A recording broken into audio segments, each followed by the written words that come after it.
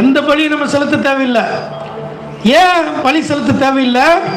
கிறிஸ்து அவரே தன்னை என்ன செஞ்சாரு? பலியாய் ஒப்பு கொடுத்தார். அல்லேலூயா. அந்த பலி நமக்காக ஜீவனாயே கொடுத்தார். அல்லேலூயா. அதனால ரோமர் 12வது அதிகாரத்தில் 1வது வசனமும் 2வது வசனமும் பார்க்குறோம். நாமும் பலதற்ற ஜீவ பலியாய் தேவனுக்கு ஒப்பு கொடுக்க வேண்டும் என்று சொல்லி, உகந்த காணிக்கையா ஒப்பு கொடுத்தேனையா. உகந்த காணிக்கையா ஒப்பு கொடுத்தேனையா. சுகந்த வாசனையா நுகர்ந்து மகிழுமையா.